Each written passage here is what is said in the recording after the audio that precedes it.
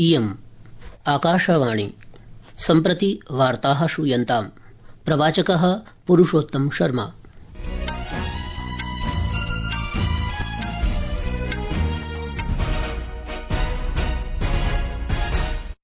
आदौ मुख्यवार्ताः।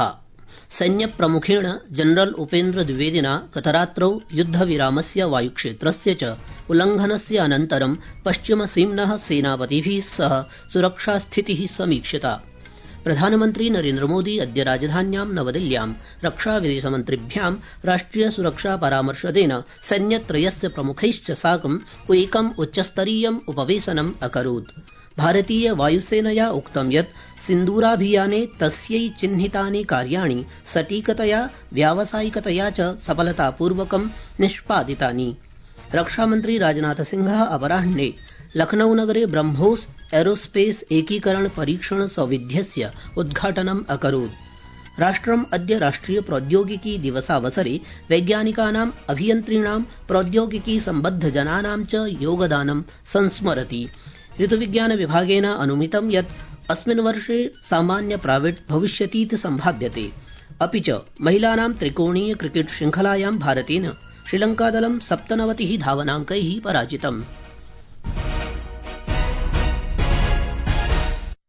वार्ताः विस्तरेण। सैन्यप्रमुखेण जनरल उपेन्द्र द्विवेदिना गतरात्रौ युद्धविरामस्य वायुक्षेत्रस्य च उल्लंघनस्य अनन्तरं पश्चिमसीम्नः सेनापतिभिः सह सुरक्षास्थितिः समीक्षिता। भारतीयसेनायाः कथनमस्ति यत् सेनाप्रमुखेण ह्यः डीजीएमओ स्तरीयवार्तायाः अनन्तरं प्रोक्तं यत् कीदृशमपि उल्लंघने सति गतिक्षेत्रे प्रतीकारार्थं सेनापतयः पूर्णाधिकारैः सह स्वतन्त्राः सन्ति।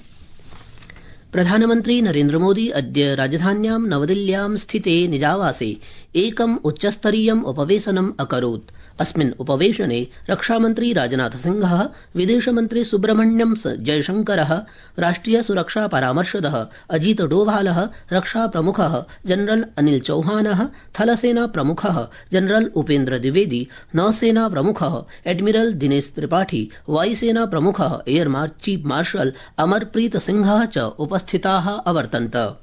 इदम् उपवेशनं गतदिने देशद्वयस्य सैन्याभियान महानिदेशकयोः परस्परं संवादस्य अनन्तरं संघर्षविरामं निध्याय आकारितम्। देशद्वयस्य एतौ अधिकारिणौ श्वः पुनः संवदिष्यतः। इतः पूर्वं विदेशसचिवः विक्रम मिस्त्री ह्यः नवदिल्ल्यां वार्ताहरान् अवोचत् यत् भारतं पाकिस्तानद्वारा संघर्षविरामोल्लंघनं गभीरतया स्वीकरोति। The armed forces are giving an adequate and appropriate response to these violations, and we take very, very serious notice of these violations. We call upon Pakistan to take appropriate steps to address these violations and deal with the situation with seriousness and responsibility. The armed forces are maintaining a strong vigil on the situation. They have been given instructions to deal strongly with any instances of a repetition of the violations of the borders along the international border as well as the line of control.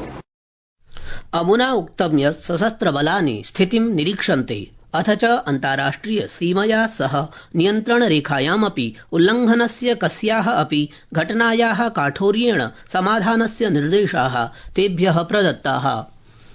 भारतीय वायुसेनया उक्तं यत् सिन्दूराभियाने तस्यै चिह्नितानि कार्याणि सटीकतया व्यावसायिकतया च सफलतापूर्वकं निष्पादितानि। सामाजिकसञ्चारपटलेषु एकस्मिन् सन्देशे IAF इत्यनेन उक्तं यत् राष्ट्रिय उद्देश्यानाम् अनुरूपं विचारपूर्वकं विवेकपूर्वकं च कार्याणि सञ्चालितानि। तत्रोक्तं यत् अद्यापि कार्याचरणं सम्पाद्यते, समये च विस्तृतं वृत्तान्तं प्रदास्यते। असत्यापितसूचनानाम् अनुमानात् प्रसारणाद् वा दूरेव तिष्ठन्तु इति सेनया सर्वेभ्यः आग्रहः कृतः। प्रधानमन्त्रिणा नरेन्द्रमोदिना राष्ट्रिय प्रौद्योगिकी दिवसावसरे शुभकामनाः प्रकटिताः। एकस्मिन् सन्देशे प्रधानमन्त्रिणा उक्तं यत् एषः दिवसः देशस्य वैज्ञानिकानां प्रति गौरवं कृतज्ञतां च प्रकटयितुम् अथ 98 ऊनविंशतितमे वर्षे पोखरण परीक्षणस्य स्मरणार्थं च आचर्यते।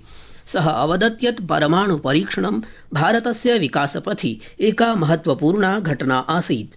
विशेषतः देशस्य आत्मनिर्भरतायाः अन्वेषण दिशि। रक्षामन्त्री राजनाथ सिंहः उक्तवान् यत् सिन्दूराभियानं केवलं सैन्यकार्यं नैव अपितु भारतस्य राजनैतिक सामाजिक रणनीतिकेच्छायाः प्रतीकम् अस्ति। अद्य अपराह्ने लखनऊ नगरे ब्रह्मोस एरोस्पेस एकीकरण परीक्षण सौविध्यस्य उद्घाटनं कुर्वन् श्रीसिंहः अवदत् यत् अभियानमिदं आतंकवादं विरुध्य भारतस्य दृढ इच्छायाः सैन्यशक्तेः क्षमतायाः दृढनिश्चयस्य च प्रदर्शनम् अस्ति। सः अवदत् यत् यदा कदापि भारतम् आतंकवाद विरुद्धं किमपि कार्यं करोति तदा पारेसीम्नः भूमिरपि आतंकवादिभ्यः तेषां स्वामिभ्यश्च सुरक्षिता न भविष्यति। श्रीसिंहः अवदत् यत् भारतीय सैनिकाः पाकिस्ताने आतंकवादीनाम् आधारभूत संरचनानां विनाशमुद्दिश्य सिन्दूराभियानम् आरब्धवन्तः। तत्रत्य नागरिकान् कदापि न लक्षितवन्तः। परञ्च पाकिस्तानं न केवलं भारतस्य नागरिकक्षेत्राणि अपितु मन्दिराणि, गुरुद्वाराणि, चर्चेति गिरिजागृहाणि च लक्षितवान्। ऑपरेशन सिंदूर सिर्फ एक सैन्य कार्रवाई भर नहीं है, बल्कि भारत की राजनैतिक, सामाजिक और सामरिक इच्छा शक्ति का प्रतीक है। यह ऑपरेशन आतंकवाद के खिलाफ भारत की दृढ़ इच्छा शक्ति का और सैन्य शक्ति की क्षमता और संकल्प शक्ति का भी प्रदर्शन है। हमने दिखाया है, भारत आतंकवाद के खिलाफ जब भी कोई कार्रवाई करेगा तो आतंकवादियों और उनके आकाओं के लिए सरहद पार की जमीन भी सुरक्षित नहीं रहेगी। सः अवदत् यत् ब्रह्मोस एकीकरणस्य परीक्षणस्य सौविध्यस्य च उद्घाटनं भारतस्य रक्षापराक्रमम् अधिकं स्वीदृढीकर्तुं साहाय्यं करिष्यति। सः अवदत् अस्य सौविध्यस्य उद्घाटनम् अपि महत्वपूर्णम् अस्ति, अतो हि अद्य राष्ट्रिय प्रौद्योगिकी दिवसः वर्तते। सः अवदत् यत् गतशताब्दस्य 98तमे वर्षे अस्मिन्नेव दिने अटल बिहारी वाजपेयी वर्यस्य नेतृत्वे वैज्ञानिकाः पोखरणे परमाणु परीक्षणं कृत्वा भारतस्य सामर्थ्यं जगति प्रदर्शितवन्तः। संस्कृतवार्तायाः संस्करणम् इदानीम् आकाशवाणीतः प्रसार्यते।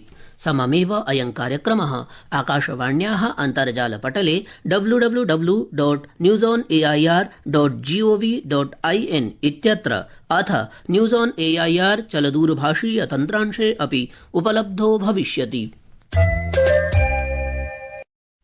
देशे अद्य राष्ट्रिय प्रौद्योगिकी दिवसः आमान्यते। गतशताब्दस्य 98तमे वर्षे अस्मिन्नेव दिने भारतेन राजस्थानस्य पोखरणस्थले परमाणु परीक्षणं कृतमासीत्।